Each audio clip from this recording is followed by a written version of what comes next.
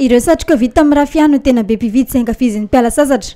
Tonga eto amintsika amin'izao araky ny filazan'ireo mpivarotra ara-malagasy. Raha mbola azo lazaina tsy mandeha nefa ny tsehan'izy ireo hoatran'ny ireo mpivarotra sasany raha oharina tamin'ny taon-dasa amin'izao fotoana ny fialan-tsasatra izao.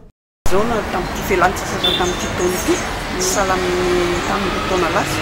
Tamin'ny taona lasa zany hoe mba misy azo raisy. Fa ny tamin'ity taona ity zany maitidiny. Ndetany fiainana angamba moa ny mpanaovana azy ity mbola bebe zany tsy tonga. Zany hoe misy mividy ihany fa tsy ohatran'ny taloha satroka miaro. Satria reny hoentin'ilay mpanaovana azy zany. Satroka sy miaro.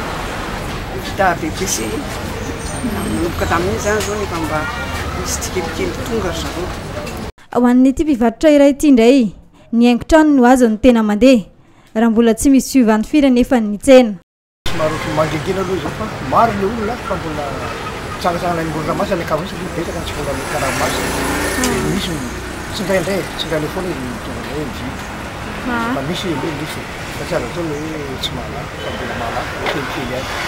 Ny vary iny izy indraindray zao betsaka mitonga ny bouche-tareto, indraindray zao mitonga ny porte-clé, indraindray souvena, indraindray pôketra, ao ny sarety, bajazy mba hoe miesesy. Avy any Antananarivo sy Antsirabe no akan'ireo mpivarotra ny entana ara-malagasy.